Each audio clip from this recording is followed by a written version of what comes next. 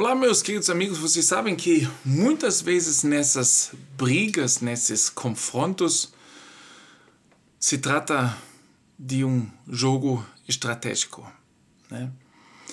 E nós temos hoje uma voz que acredita que Putin é o melhor jogador de poker que o Zelensky. Após a viagem do presidente ucraniano Zelensky aos Estados Unidos, houve sinais crescentes de que o Ocidente estava a pressionar Kiev para fazer mais concessões. Diz, não é a minha palavra, é a palavra de Markus Reisner, coronel das Forças Armadas Austríacas. Nós temos hoje uma voz que muitas vezes a gente já falou sobre o coronel, que sempre de novo vem falando umas coisas bem interessantes que nós passamos para vocês. Ele, o coronel, está observando uma pressão massiva da Rússia no Donbass. A ofensiva de Moscou está no seu pico, disse o coronel. Estamos testemunhando o clímax da ofensiva russa de verão. A Rússia quer alcançar o máximo de resultados possíveis antes do início do período turvo em 3 a 4 semanas. Os russos estão, portanto, a atacar em vários locais do Donbass.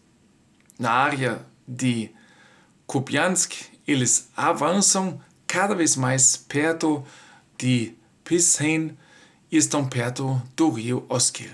Pelo contrário, a situação está a piorar na área central do Donbass, incluindo Pokrovsk, que mencionou. Não espero, ele continua, que os russos tomem a cidade antes do início do período de lama.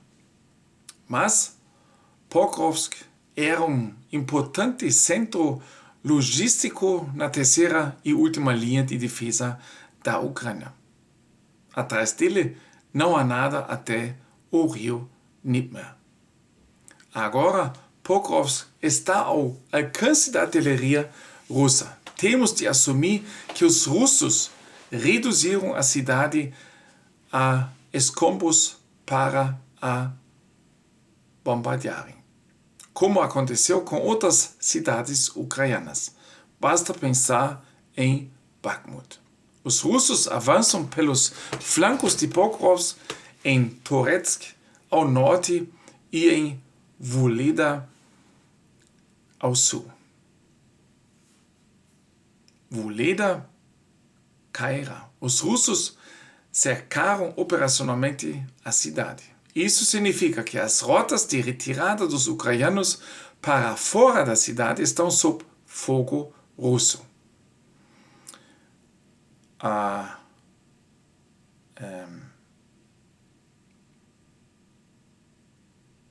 brigada mecanizada está efetivamente presa em Vuhledar. Seu comandante foi substituído agora no domingo. A brigada já teve de 2 a 3 mil homens. Agora fala-se de várias centenas de pessoas presas por lá.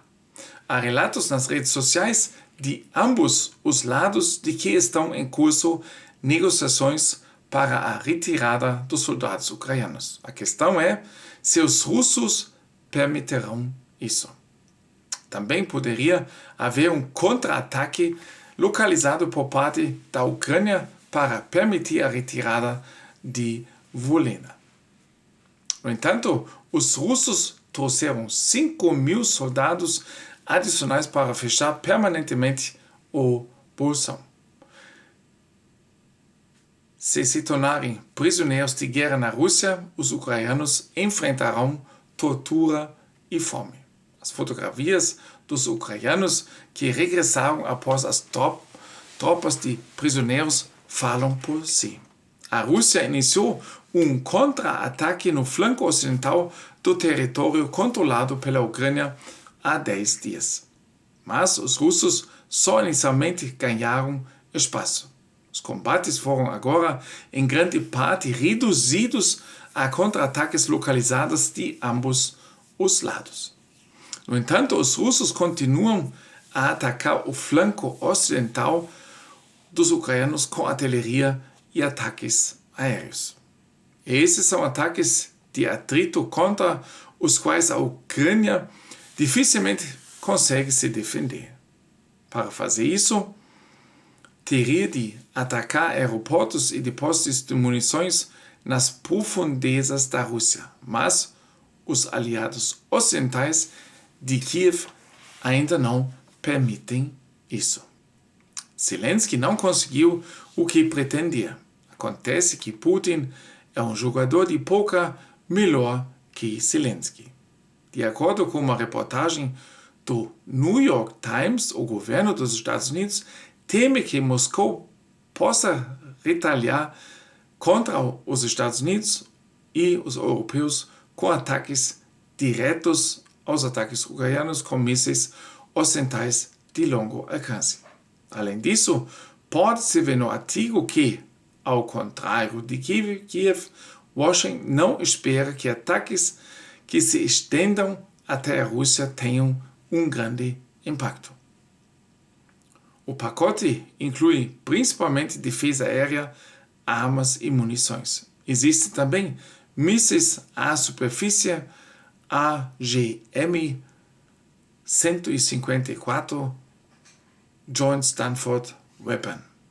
Essa é uma bomba plana lançada de aviões de combate com alta precisão, mas com alcance de apenas 160 km. No entanto, Kiev esperava pelo míssil Joint Air to Surface Standoff AGM-158, que tem um alcance de até 1.800 km. Zelensky não recebe tais mísseis de longo alcance dos Estados Unidos ou da Alemanha, que não quer fornecer o sistema Taurus. Os britânicos também estão a acontecer novamente. Esse plano foi visto de forma muito crítica pela mídia dos Estados Unidos. Interpreto, o coronel continua, as ações do governo dos Estados Unidos como um sinal a Kiev de que a Ucrânia precisa de um plano mais realista. O governo dos Estados Unidos aparentemente não acredita que a Ucrânia possa retornar totalmente os territórios ocupados. De acordo com essa leitura, um cessar-fogo só poderia resultar num compromisso difícil. Isso não significa que os Estados Unidos abandonarão a Ucrânia. O país é necessário como zona tampão entre a Rússia e a OTAN. Mas Washington parece estar a pressionar por uma maior disponibilidade para compromissos em Kiev. Não pense apenas no ataque ao depósito de munições em Toropets. A Ucrânia destruiu cerca de 30 mil toneladas de munição ali. Para efeito de comparação, a bomba de Hiroshima tinha 16 mil toneladas de explosivos. E a de Nagasaki tinha 22 mil toneladas de explosivos.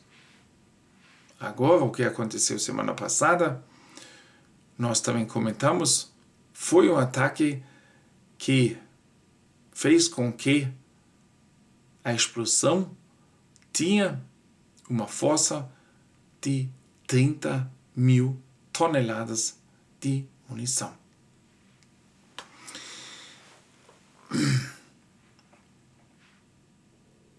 O problema é o que é conhecido no jargão militar como saturação. Os golpes devem ser desferidos em rápida sucessão para deixar o inimigo de joelhos. Isso é semelhante a uma luta de boxe. O adversário não deve ter a oportunidade de se recuperar. Mas a Ucrânia só consegue dar alguns golpes rodada após rodada, e torcer para que seu adversário comece a vacilar em algum momento.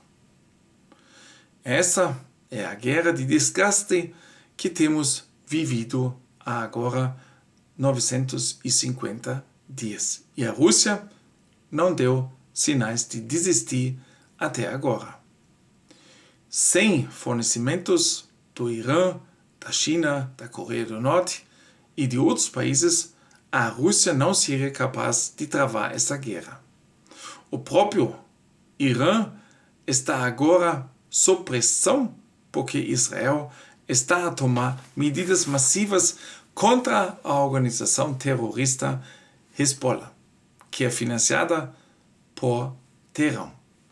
Os rebeldes Houthis, aliados do Irã, no Iêmen, também estão em guerra com Israel. Assim, o Irã poderá transferir as suas exportações de armas para o Hezbollah e os Houthis. Ao mesmo tempo, a Ucrânia também está sob pressão. Há quase um ano que os Estados Unidos têm fornecido a Israel pacotes de armas adicionais que recentemente foram maiores do que a ajuda à Ucrânia. Mesmo os recursos dos Estados Unidos são limitados. E é por isso que a Ucrânia recebe menos armas quanto mais Israel depende dos suprimentos dos Estados Unidos. Também aqui assistimos às primeiras vozes de alerta nos Estados Unidos, que indicam que os depósitos de armas dos Estados Unidos estão a ser cada vez mais esvaziados. Um exemplo. Até agora, os Estados Unidos entregaram 8.500 unidades do míssil anti-tanque FGM-148 Javelin à Ucrânia. No entanto, escutam bem, gente, a produção anual ainda é de apenas 800 peças. 800 peças, a produção no momento dos Estados Unidos, e acabaram de entregar nos últimos meses 8.500 unidades desse míssil. No entanto, a produção anual ainda é de apenas 800 peças. Isso significa que só aqui os Estados Unidos forneceram mais de 10 anos de produção. E sabe de uma coisa? O contraente também deve saber disso. Provavelmente eles também têm algumas pessoas que têm o cérebro no lugar certo e possam juntar um mais um e saber como deve estar o contraente atual, na atual situação. Forte abraço, gente. Mão no coração, gente.